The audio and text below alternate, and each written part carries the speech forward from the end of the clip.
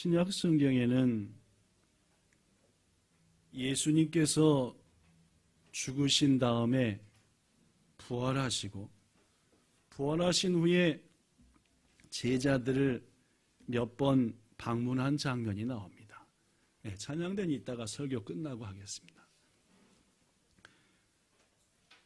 요한복음에도 예수님께서 부활한 장면이 몇 번 등장하는데 여러분 혹시 요한복음에 부활하신 예수님이 제자들에게 나타난 게 총 몇 장면인지 아실 것 같습니까?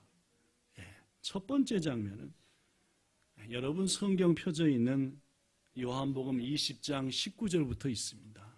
자, 어떤 상황인지 설명해 보죠.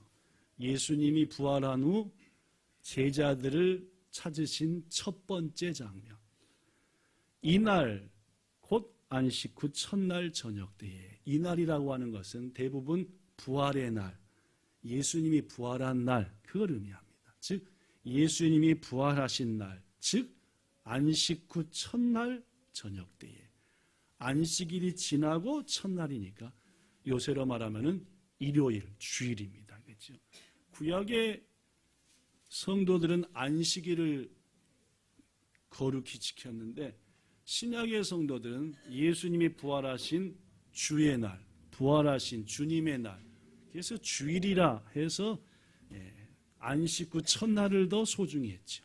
초대교회 때부터 그랬습니다. 그리고 우리도 초대교회 성도들과 사도들의 본을 이어서 주일날, 즉 부활하신 날 예배를 드립니다.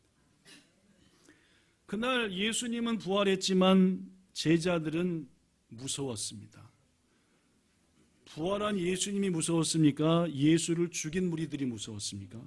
예수를 죽인 무리들이 우리도 죽일 거다 해서 안에서 문을 걸어 잠그고 바깥에서 그 누구도 못 들어오게 잠잠히 있었지요.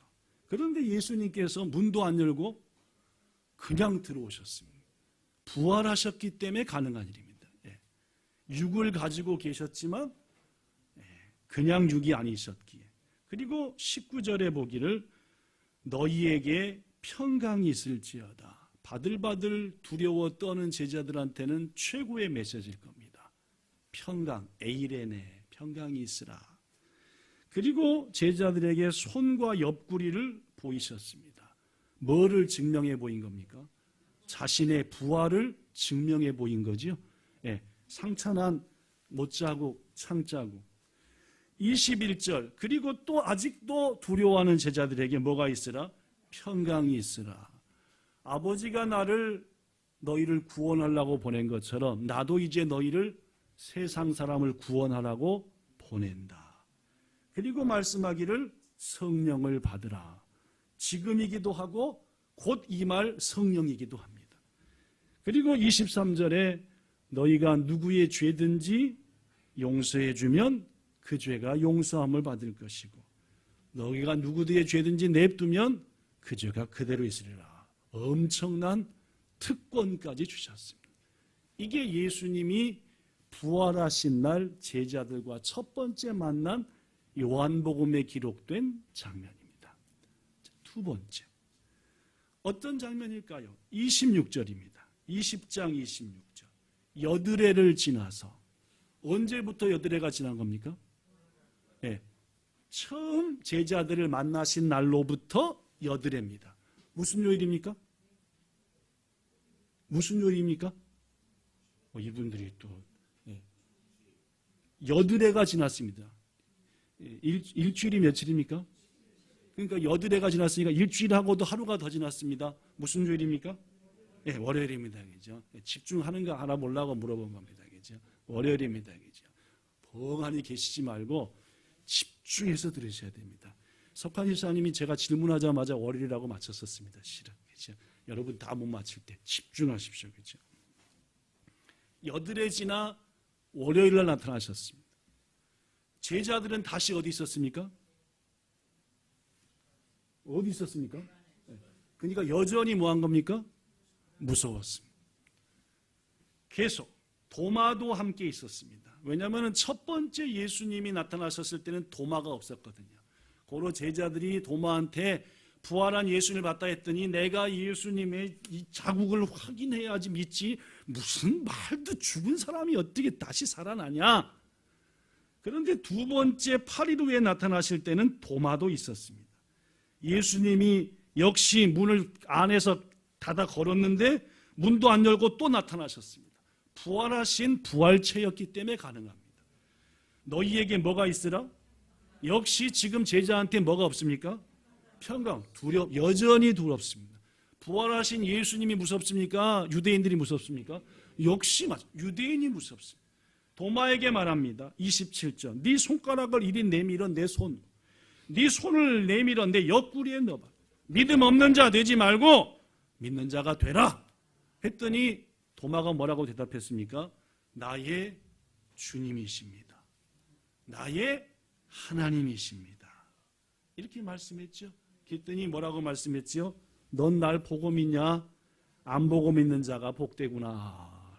이게 두 번째 부활하신 다음에 제자들에게 나타나신 장면입니다. 요한복음에는 한 번 더 나옵니다.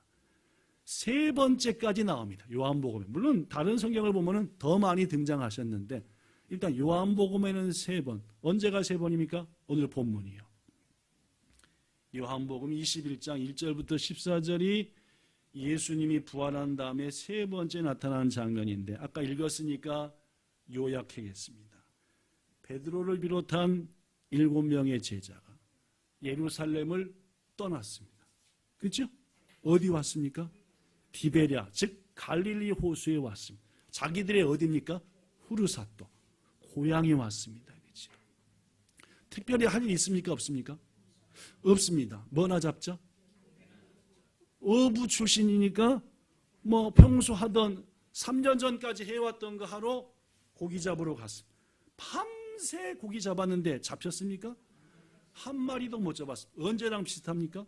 3년 전에 베드로가 갈릴리에서 예수를 만날 때와 비슷합니다. 한 마리도 못 잡았을 때에 예수님께서 그들께 나타나셨습니다. 얘들아, 잡은 거 있냐? 고기 있냐? 없네요. 6절, 그물을 배 오른편에 던져봐라. 그러면 잡을 것이다. 하는데 아무도 눈치채지 못했지만 요한복음을 기록한 요한만큼은 목소리가, 음성이 누구 같아요? 예수. 조금 거리가 떨어져 있으니까 확실히는 모르겠는데 음성은 예수님 같습니다. 그러나 아직 7명의 제자들은 그분이 누군 줄 몰랐습니다. 예수님이 계신 것을 몰랐지요. 순종하여 던졌더니 큰 물고기를 그물이 찢어질 정도로 잡았습니다. 그때서야 목소리 때문에 긴가민가했던 요한이 확신했습니다. 누구다? 예수님이시다. 그 얘기를 가장 먼저 들은 게 베드로예요. 뭐 예수님? 우통 벗고 반쯤만 차고 고기 잡다가 얼른 옷 입고 물에 첨벙 뛰어들어서 예수님 맞으러 갔더니 예수님이 이미 떡과 뭘 준비하셨습니까? 물고기 준비해서 숯불에다 뭐하고 계셨습니까? 굽고 계셨습니다. 누구 주려고요? 제자를 주려고. 베드로가 오니까 야, 너희들 잡은 고기 좀 더 갖고 와라 해서 가서 봐서 다시 가져와서 식사했다. 성경은 이렇게 이 장면을 마무리합니다. 요한복음 21장 14절. 이것이 예수께서 죽은 자 가운데서 살아나신 후 몇 번째? 세 번째. 누구한테? 제자에게 나타났다.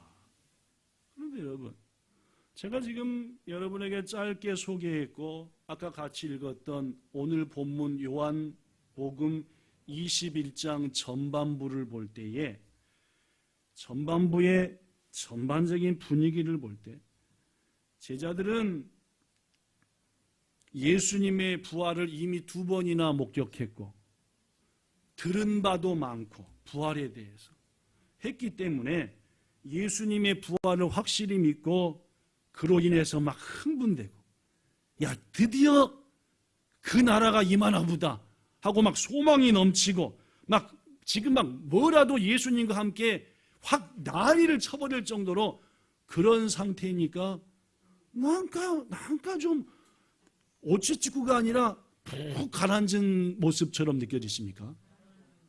그렇죠? 네. 오늘 장면을 여러분이 몇 번이고 읽어보시면은 막 흥분되고 막 어쩔 줄 모르겠고 이런 장면보다는 뭔가 좀 푹 가라앉은 느낌, 푹 처진 느낌. 본문 3절에서도 난 고기나 잡으러 갈래. 나도 갈래.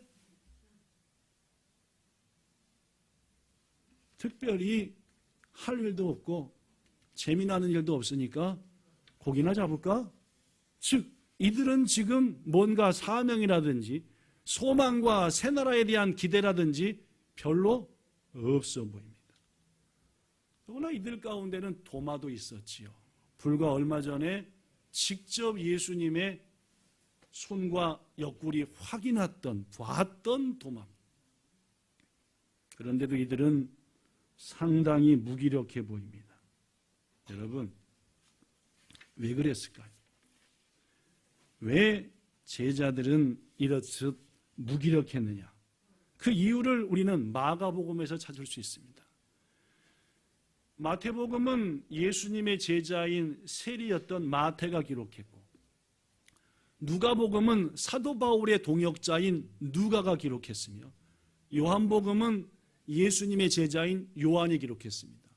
마가복음은 베드로의 제자인 마가가 기록한 겁니다. 그래서 마가복음은 실은 베드로가 부른 것을 마가가 쓴 겁니다. 그러니까 실은 베드로가 기록했다 해도 과언이 아닙니다. 그 베드로가 기록한 마가복음에 보면은 왜 제자들이 지금 이 상태였는가? 뭔가 좀 푹 가라앉아 있는가? 이유가 나옵니다. 마가복음 16장 11절 시작. 그들은, 여기서 그들이라는 것은 제자들은입니다. 제자들은 계속 예수께서 살아나셨다는 것과 마리아에게 보이셨다는 것을 듣고도 믿지 못 믿었습니다. 뭐를요? 부활을. 마가복음 16장 12절 역시 베드로의 고백입니다. 그 후에 그들 중 두 사람이 걸어서 시골 엠마오로 갈 때에 예수께서 다른 모양, 즉 부활체로 그들에게 나타나셨으니 두 사람이 예수님과 대화 중에 얕도 깨우치고 주님이시다 하고 놀라서 엠마오로 가던 길을 멈추고 어디로 다시 되돌아갔습니까? 예루살렘으로 갔지요. 누가 있는 곳으로? 제자들이 모여 있는 곳으로. 제자들한테 얘기했습니다. 우리가 엠마오 가는 길에 부활하신 예수를 만났다. 13절 알리어스대 역시 뭐 했다? 안 왔습니다. 제자들은 안 믿었어요. 마가복음 16장 14절 그 후에 11제자가 밥 먹을 때에 예수께서 나타나사 믿음 없는 것과 마음이 완악한 것을 꾸짖었다. 뭐가 믿음이 없는 겁니까? 부활을 안 믿은 거예요. 부활의 증인들이 수없이 이 모양 저 모양으로 하지만 받아들여야 안 받아들여요? 제자들은 못 믿었습니다. 그래서 자기가 살아난 것을 믿지 못한 제자들을 꾸짖었다. 우리는 이런 베드로의 고백을 통해서 세 번째 예수님을 만났어도, 아니 지난 벌써 두 번을 만났어도 여전히 뭐에 대한 확신이 없는, 부활에 대한 확신이 없는, 그래서 푹 처져 있는 제자들의 모습 묻지요. 평생 이랬습니까? 제자들이? 평생 무기력했냐 그 말입니다. 아니죠. 불과 며칠 후에 어떻게 됐습니까? 완전 변했습니다. 그들은 복음의 군사요 순교자가 되었습니다. 생명 바쳐 부활을 전하는 부활의 증인 됐지요. 그렇죠? 지금 장면까지는 푹 쳐져 있는데 불과 며칠 후에 이들은 빵 떠가지고 부활을 막 증거하고 순교하기까지 증거하고 죽은 자를 살려내고 날 때부터 안진병인 자를 고쳐낼 정도로 능력 있는 사도가 되었죠. 여러분, 도대체 불과 며칠 사이에 이들에게 어떤 일이 일어난 것인가? 이것이 오늘 제가 여러분에게 전하고자 하는 말씀의 핵심입니다. 그 말을 하기에 앞서서 한 가지 짚고 넘어갈 게 있습니다. 잘 들으세요. 지금 이 장면에서, 오늘 본문에서 제자들이 예수님의 부활을 믿든 안 믿든 예수님은 뭐 하셨습니까? 맞죠? 네. 제자들이 믿은 것과 안 믿은 것과는 상관없습니다. 그렇죠? 그러나 예수는 부활했습니다. 실제로 몇 명의 제자들은 빈 무덤도 확인했습니다. 아까 얘기한 대로 막달라 마리아 만났다는 얘기도 압니다. 제자들이 두려워하던, 그래서 문을 잠고 걸고 있었던 거기에 몇 번 나타나셨습니까? 2번이나 나타나셨습니다. 도마는 눈으로 확인까지 했습니다. 더구나 오늘 본문을 보면은 예수님이 3번째 찾아왔습니다. 예수님을 부활을 제자들이 받아들이든 안 받아들이든 예수님이 부활했다는 것은 객관적인 사실입니다. 그렇죠? 네, 객관적. 그들이 믿든 안 믿든 예수는 부활했다. 그런데 여러분, 이 대목이 무척 중요합니다. 예수님이 부활했다는 이 사실보다 더 중요한 게 있습니다. 다시, 예수님이 부활하셨다는 객관적인 사실보다 더 중요한 게 뭐가 중요하냐? 예수의 부활을 내가 믿느냐입니다. 그것은 제자한테도 우리한테도 마찬가지입니다. 예수님이 부활했다는 것은 객관적인 사실입니다. 그러나 아무리 그것이 뭐여도 사실이어도 중요한 것은 여러분과 제가 제자들이 부활을 믿느냐 안 믿느냐가 훨씬 더 중요하다는 말입니다. 뭔 말씀인지 아시겠습니까? 더 중요합니다. 뭐가 더 중요한지 압니까? 한 걸음 더 나아가서 여러분과 저에게 제자들에게 부활의 신앙이 있는 자입니다. 뭐가 부활의 신앙인지 아십니까? 예수님이 마리아한테 물은 게 부활의 신앙입니다. 나는 부활이요 생명이니 와타시와 요미가에리 데스 이노치 데스. 나를 믿는 자는 죽어도 살겠고 와타시오 신지르 모노와 신데모 이끼르노 데스. 무릇 살아서 나를 믿는 자는 맞다 이끼때 이때 와타시오 신지르 모노와 영원히 죽지 아니하리라. 계시때 에이엔니 시누꽃도와 아리마세. 이게 부활의 신앙입니다.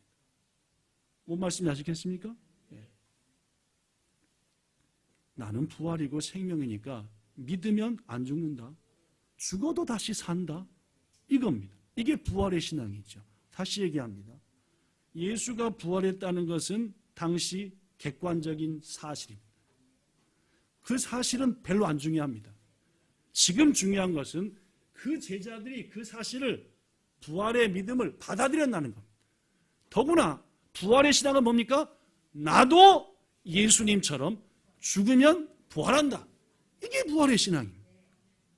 이게 있냐 없냐 묻습니다. 제자들한테 있었나요?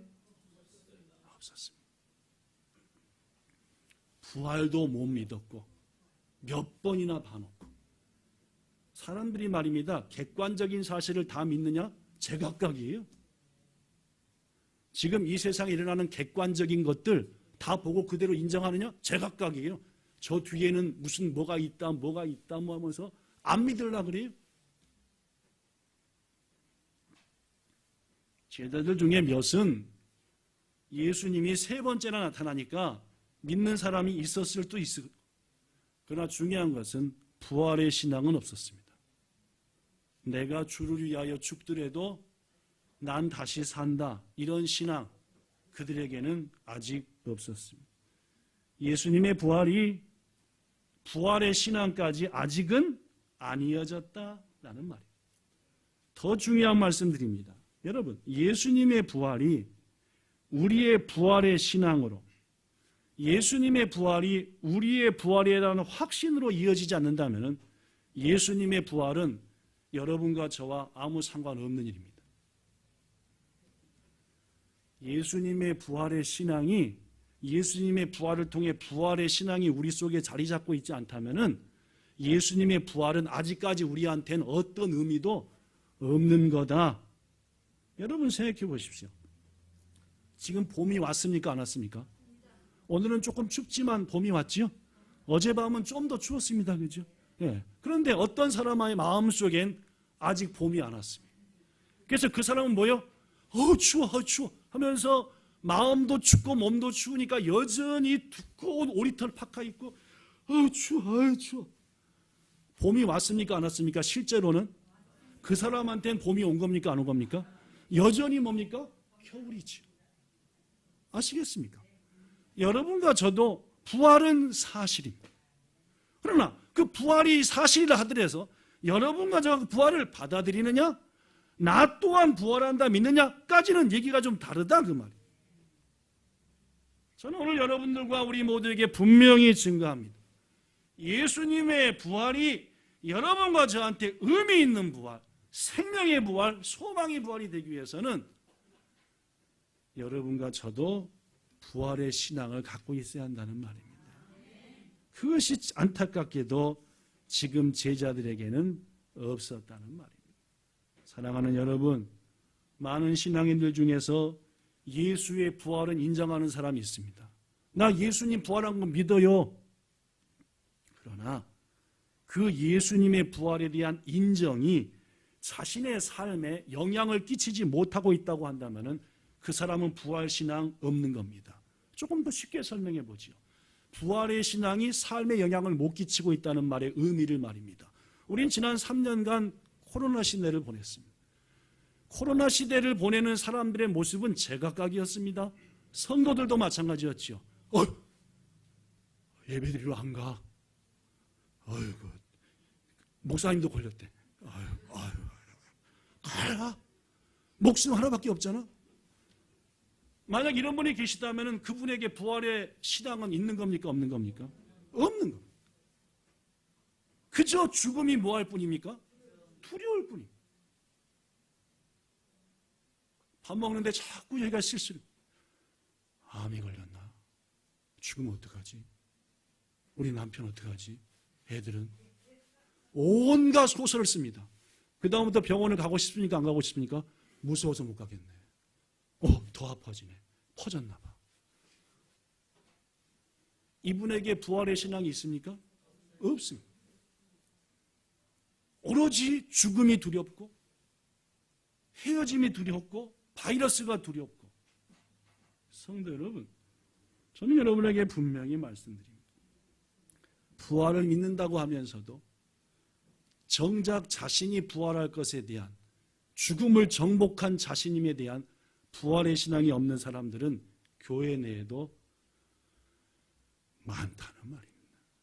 어쩌면 우리 가운데도 그런 분이 계실지도 모릅니다. 매년 부활절마다 교회에서는 부활을 증거하고 증명하는 설교들이 외쳐집니다. 저도 지난 몇 년간 자주 이러기 때문에 예수는 부활한 것 아닙니까?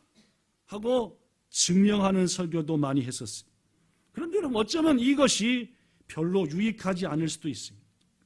왜냐하면 아무리 부활에 대한 증거를 드러낸들, 그것은 그들이 볼 때는, 즉 부활에 대한 믿음이 없는 사람이 볼 때는 우리들이 그저 외치는 주장일 뿐이요, 2000년 전의 일을 증명해 볼 수는 없기 때문입니다. 성도 여러분, 그렇다면 예수를 모르는 자에게, 부활을 모르는 우리의 가족들에게 어떻게 우리는 증명해 보일 수 있습니까? 그것은 어떤 증명이나 논쟁이 아니라 우리가 가진 부활의 신앙인 겁니다. 우리 속에 바른 부활의 신앙이 있을 때, 무슨 말입니까? 죽음 앞에서도 전혀 초월함. 나는 지금 죽지만 더 좋은 나라로 가는 거야. 나에게는 멸류관이 예비되어 있다니까. 이러면은 믿지 않는 나와 가장 가까운 가족까지도 우리 속에 있는 부활의 신앙을 보고 정말 그런가? 자신도 죽음을 맞이할 때 내 아내처럼, 내 남편처럼, 내 아버지처럼, 내 어머니처럼 부활하신 예수님을 소망하게 되는데, 저거 무서워! 죽어! 집 가방에 보여! 하고 막 죽음 앞에서 생난리를 치고 막 저거. 세상에 썩어지고 없어질 욕망에 우왕좌왕하면서 거기에 빠져서 막 맨날 같이 하고 아무것도 아닌 일에 낙심하고 아무것도 아닌 일에 분노하고 조그만 질병 앞에서 죽을 병 걸렸으면 벌벌 떨고 어찌 한다고 한다면은 우리의 가장 가까운 사람들이 예수님의 부활을 어떻게 받아들일 수 있겠냐는 말입니다. 성도 여러분, 어쩌면은 부활을 증명해 보이는 것보다 여러분과 저 속에 있는 온전한 부활의 신앙인이야말로 신앙의 모습이야말로 세상을 대하는 태도, 사람을 대하는 태도, 욕심이 아닌 양보할 줄 아는 태도, 모든 거 하나님 인도할 것이면 더 대담한 태도, 죽음 앞에서도 담대한 태도들이, 즉 이른바 그 태도는 부활의 신앙이 있음으로 가능한 일이고, 그것을 통해서 우리 주위 사람들이 예수님을 대한 부활의 소망과 믿음을 갖게 되지 않겠냐라는 말이에요. 여러분, 거듭 말합니다. 오늘 제자들에게는 안타깝게도 부활을 혹 믿었을지는 모르겠습니다. 몇 번 봤으니까. 그러나 아직까지 그들에게는 부활의 신앙도 그로 인한 부활의 소망도 없었습니다. 그럼에도 불구하고 그들은 몇 날 후에 부활의 소망과 신앙을 가진 자가 된 줄 우리는 믿습니다. 증인이 됐잖아요. 왜 그런 일이 일어났을까요? 두 가지 이유 때문입니다. 첫째, 예수님이 끝없이 그들을 설득하셨습니다. 왜 세 번이나 나타나십니까? 세 번만 나타나신지 압니까? 사도행전 1장 3절에 보면은 사도행전 1장 3절, 그가 고난받으신 후에, 즉 십자가에 죽은 후에 그들에게, 즉 제자들에게 확실한 어떤 증거로, 확실한 걸 더 두세 개만 들이대는 게 아니라 더 많은 증거로 친히 뭘 나타냈다? 40일 동안 그들에게 뭐 했다? 자꾸만 보이셨다. 이유가 뭡니까? 아직 부활을 믿지 못하는 그들, 아직 부활의 신앙을 간직하지 못한 그들에게 예수님이 뭐 해가는 거예요? 설득시켜 나가고 증명시켜 나가는 거예요. 직접 자기를 통해서 말해요. 즉 누구도 아십니까? 이들이 아직 부활의 신앙이 없는 것을? 물론입니다. 그래서 예수님은 애쓰신 겁니다. 제자들에게 부활을 믿고 부활의 신앙이 때로는 꾸짖으시고 때로는 보여주시고 때로는 떡도 굽고 생선도 구우시고 띄어서 먹기도 하시고, 너 나 세 번 부인했지, 너 나 사랑하니?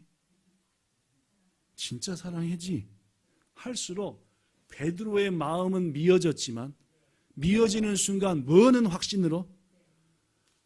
야, 빨리 예수님은 부활하셨구나. 그러면서 부활에 대한 확신으로, 부활에 대한 신앙으로 깊어지게. 전 여러분에게 이런 말씀 잘합니다. 아브라함이 아브라함 된 것은, 믿음 없던 아브라함이 믿음의 조상 된 것은 순전히 누가 열심히 했기 때문이다. 하나님이 그를 설득하고 또 설득하고 또 설득하고, 고로 하나님의 열심히 아브라함을 아브라함 되게 했다. 이 말씀 잘 들으면 마찬가지. 우리 예수님의 열심히 제자들을 부활의 증인으로, 제자들을 능력의 사도로 바꾸셨다는 겁니다. 변화시켰다는 겁니다. 이 일은 오늘 여러분과 저에게도 일어나는 줄로 믿습니다. 동일하기는 주님이 이제까지 2000년간 그렇게 하신 겁니다. 여러분과 저에게도 똑같이 설득시키시고 자꾸 증명해 보이시고 말씀을 통해 자꾸 깨우침도, 때로는 꾸짖기도 하시고 때로는 꿈속에서 때로는 응답 속에서 자꾸만. 전 두 가지를 했습니다. 그죠? 제자들이 하루아침에 바뀌었거든요. 첫 번째는 예수님의 애쓰심, 열심. 두 번째는 뭔지 아십니까? 성령이었습니다. 그들에게 마지막으로 한 방을 매겨버렸죠. 그들 속에 뭐가 임하도록? 부활의 신앙이 임하도록. 그게 뭡니까? 성령님의 강펀치였습니다. 성령님의 강펀치로 긴가민가했던 그들에게 뭔 확신이 오고?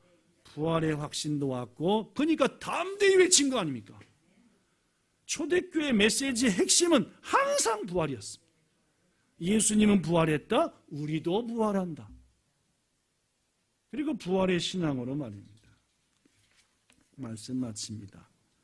연약하고 무기력했던 제자들을 거듭 찾아가셔서 그들을 설득하신 하나님, 그리고 그들에게 성령의 강펀치를 주사 부활의 신앙을 가진 자로 변화시킨 그 하나님은 오늘도 여러분과 저를 설득하시며 우리를 변화시킬 것을 저는 믿습니다.